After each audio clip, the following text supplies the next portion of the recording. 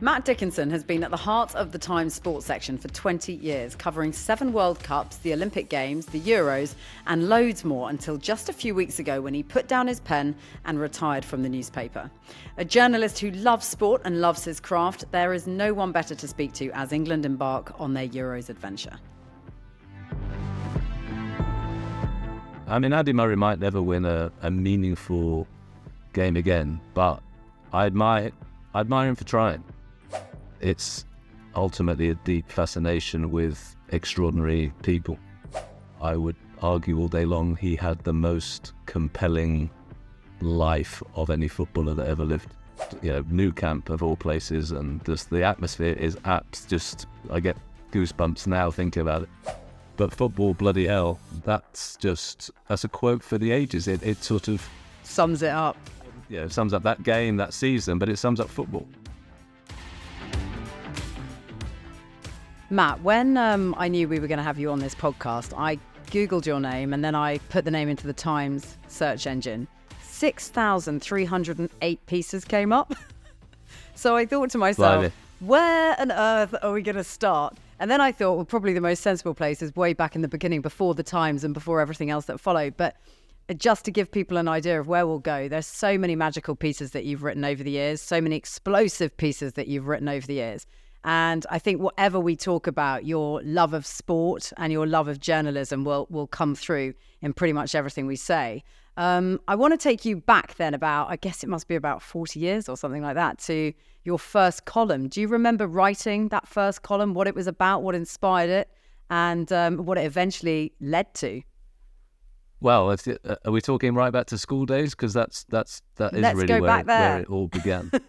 Yeah, I mean, so I wrote my last column for the Times a couple of weeks ago, and I did go right back there. I went back to, so I've had this, and I feel incredibly privileged about this in a number of ways. I've had an ongoing dialogue with my English teacher, Mr. Tony Porter, for over many decades. He basically once he reminded me that he'd emailed me.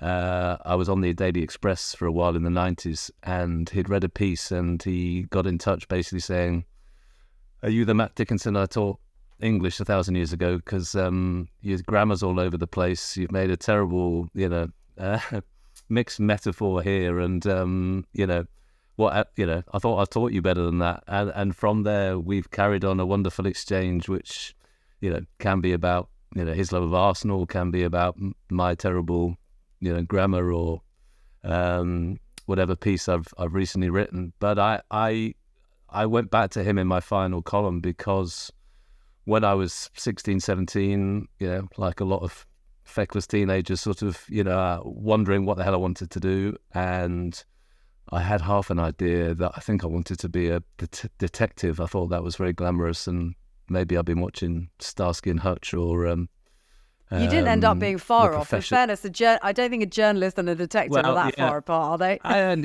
you could argue there's some overlap. I don't get the gun and the badge, sadly, but no, he grabbed me one day. I was always obsessed. I was obsessed with sport, and I used to read, like many people out there, in terms of newspapers, the actual print version would read from the back. I loved reading the great football writers of the day. Hugh McIlvanney's, Brian Glanville, real giants. And he saw me doing that and just grabbed me one day and said, "There's a school magazine and you're going to write for it." And it was, I think we all need teachers like that who just take a bit of time and effort and to see a passion in a pupil that they've got under their charge, and to see what they might possibly become many years down the line. And he got me to write my first column, which was actually, I went to a all too posh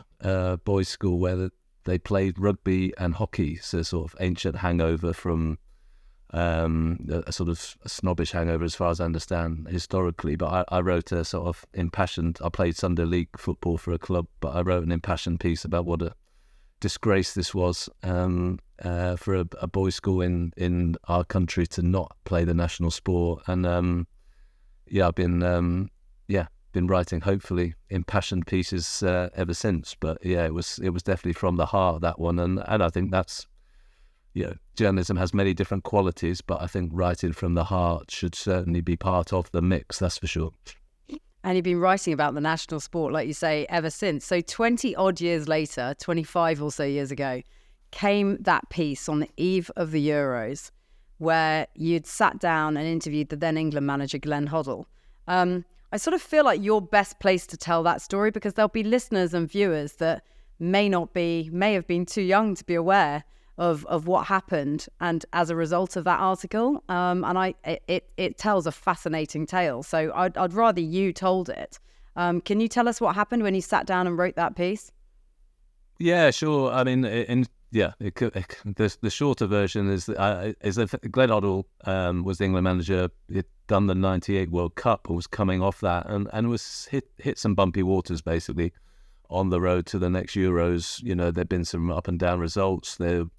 There was a lot of questions coming in, thicker and faster about, was he the right man for the job? Was he falling out with the players? And the FA decided to do a few interviews, and I was actually, one of my colleagues was away, and it fell to me. And but it's just in the course of researching the piece, as we all do as journalists, thinking, right, well, what would I want to ask? Where do I want to take this? I just stumbled across a lot of pieces about his religious views, which he talked about before, but I didn't really feel like they had been massively developed. I just felt that they, and it was clearly a key part of him. He'd taken a faith healer to the World Cup. I mean, this wasn't just something that was a sort of side issue. It was actually clearly fundamental to him, how he worked, and even to the England camp, when you have players literally queuing up to see a faith healer. So I asked him about it, and that's when he put one part of his explanation was about disabled people, and effectively saying, he said, you and I have got 2 arms, 2 legs, sort of, we're effectively sort of quotes sort of normal people, but others are not, and that's karma. That's because of sins in a previous life. And if you're honestly looking back, my first reaction wasn't scoop. It wasn't hold the back page or hold the front page, as it became. It was just troubled basically by that version. I wouldn't profess to be an expert on karma and reincarnation, but it seemed to me at best clumsy, at worst offensive, crassly offensive of way to put it. And anyway, that's what he said, and we put it in the paper, and all hell broke loose basically from there, and it became a storm. And I should have been more probably prepared for the storm that came, but I was many years younger then, and it was intense, because it felt for 2 or 3 days that one of us was going to get the sack, and I was very confident in the work I'd done. The paper couldn't have been more robust in supporting me, defending me on even on the news at 10, as it turned out. But it was, for a sort of a youngish journalist at the time, it was, there was times where you're thinking, wow, where's this heading, and what's the outcome going to be? A journalist never really wants to become, it's sort of a commonly held belief that you don't ever really want to become part of the story. And then you found yourself as part of the story. You were a young reporter at the time. It must have felt like a very intense and strange and weird place to be during that period of time. How did you feel when you saw that story on News at 10 and the after effects of that? And was it difficult to cope with that? Difficult to cope with the focus and attention on your piece, despite the fact that you'd obviously written it and an understanding that it might go.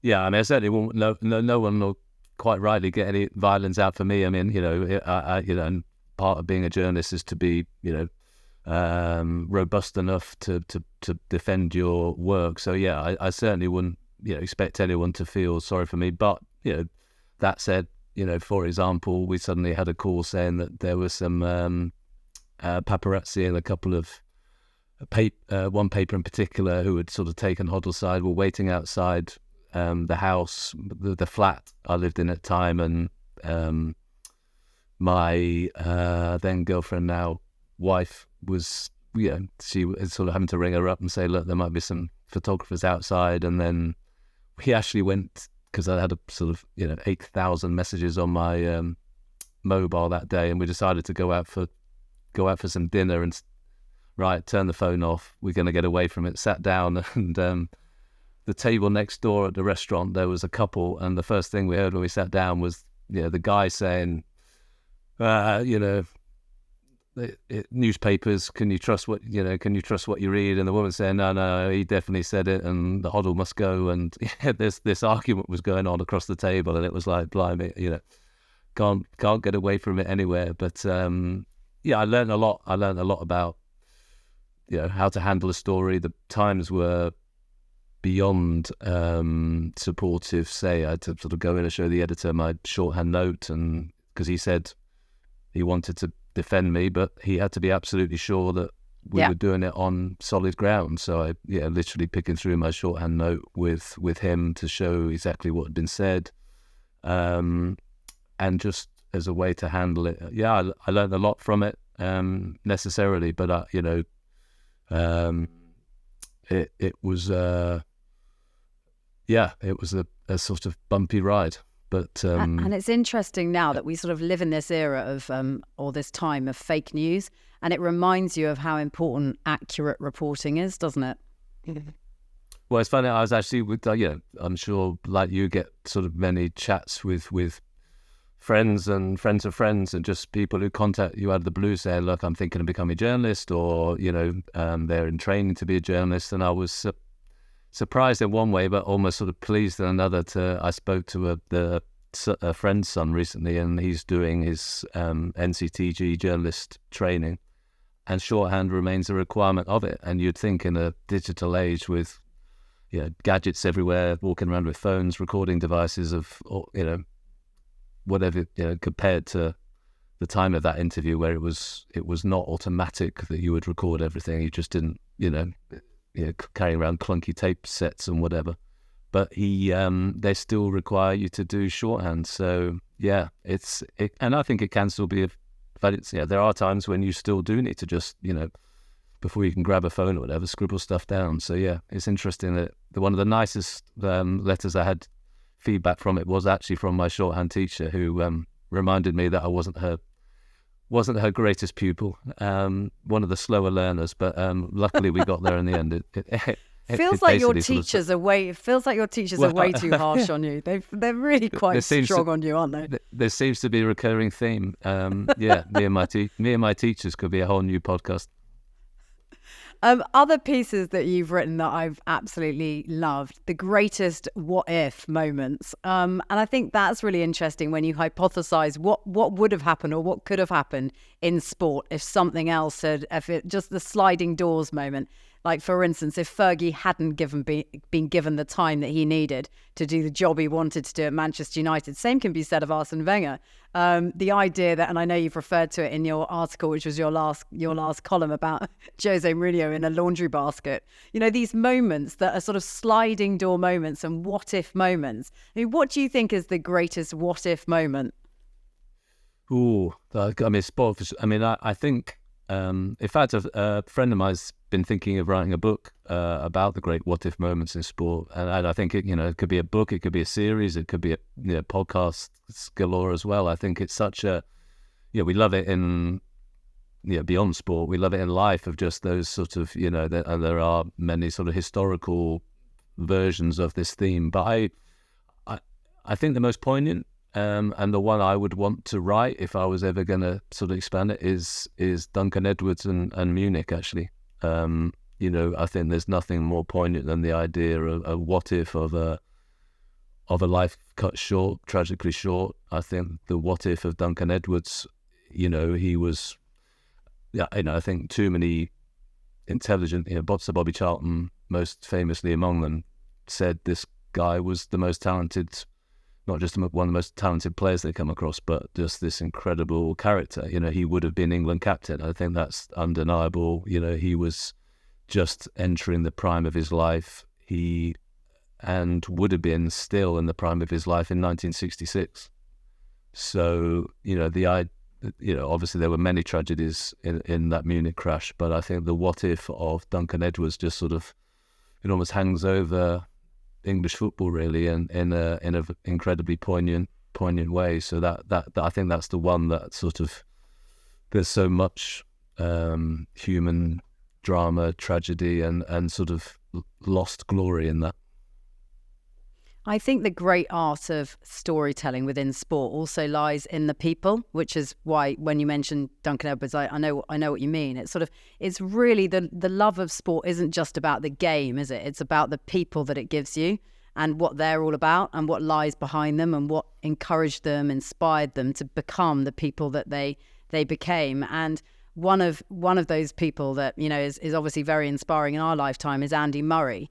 You wrote a really great piece about, who are we to tell him when he's finished? Wow, that was, and I talk a lot. I talk a lot with Ben about that. Who am I to tell him when it's over? Because ultimately, the graft and the dedication and what it takes to be a champion is so extraordinary. The person behind the feat. What sort of inspired you to write that? I suspect it came from something Sir Alex Ferguson said.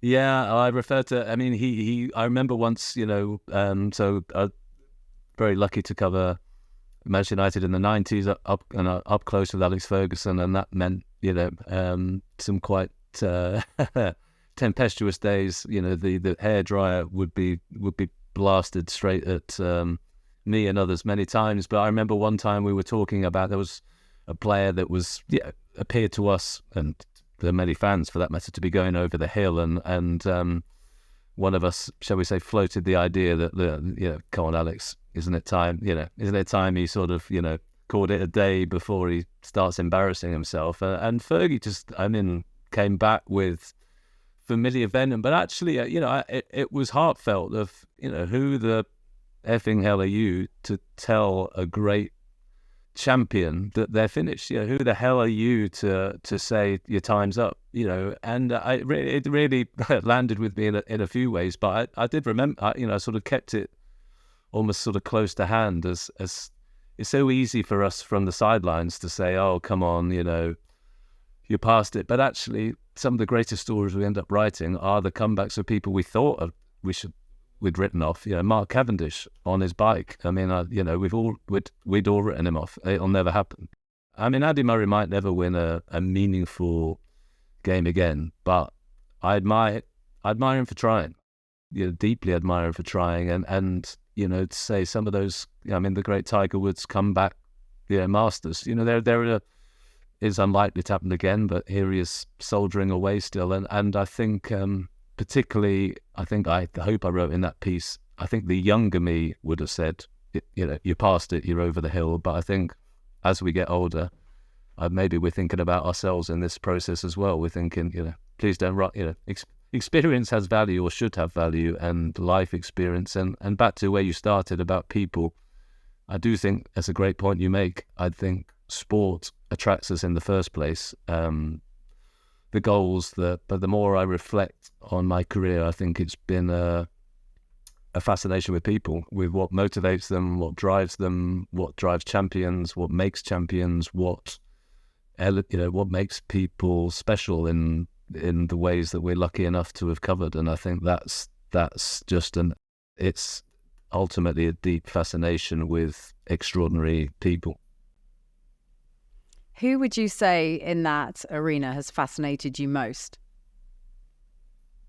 Across all of sport, might sound a strange one for an Englishman to come up with, but I'd say Diego Maradona is the first name that springs to mind. I spent a lot of time researching him once for a book, and going back to his childhood home, it literally took us several days to find a taxi driver who would take us in. That's how dangerous the area is, and we had to find someone who knew the area and basically would wouldn't be rumbled as an outsider. And it was, you know, you have an idea of a sort of shanty town outside Buenos Aires, and it was that and some, you know, I mean, in his day, there wasn't even running, there was a shack. And in his day, no running water. You know, we're talking absolute abject poverty. And I just remember standing there and thinking, wow, you know, what talent to rise from this, you know, and is there anything other than sporting talent that could take someone from this shack to, you know, the top of Everest in the sense of, you know, greatness. You know, he climbed to, you know, met the Pope, met kings, you know, wined and dined across the world, you know, beloved by millions, billions. And that's down to this incredible sporting talent that he honed on a dusty street in this shanty town. So I think, plus, obviously, when it comes to Maradona, you know, there's the whole light and dark of character, you know, the amazing things he did and some absolute, you know, abject things he did, you know, cheating, etc. So I think he just reflects to me the whole spectrum of, you know, the potential of sport to lift someone, but also he represents the whole spectrum of, you know, human character. And I've lucky enough to spend a couple of hours with him once for an interview, and he didn't disappoint. You know, he couldn't be dull if he tried. You know, I'm not sure Maradona's ever had a dull second in his life. So yeah, he certainly jumps out as I think when he died, I described him as, you know, we can argue who's the best footballer of all time, but I would argue all day long he had the most compelling life of any footballer that ever lived. And I'll take some persuasion otherwise. And we sort of get a bit, I don't know, frustrated by modern sports stars of today. They're so media managed. They don't like to say anything controversial. It can sometimes be so difficult just to squeeze something out of them that feels authentic. What's your take on that these days? You know, in terms of just sports people being allowed to be who they are. I mean, are they just now too scared to be honest? Join us for the Performance People podcast every week for the highs, lows, lessons and stories from people like this lot. Michael Johnson. Some days what I would see is a person who is a shell of what I used to be. Eddie Hearn. We don't operate in a business that's dangerous, but we just operate in one where you've got to sleep with one eye open. Mo Farah. It couldn't get any harder than what I've gone through, and at that point I just kind of went for it. Paula Radcliffe. You can only control yourself. Susie Wolf. And Toto did once liken me to a donkey. Every Tuesday, wherever you get your podcasts.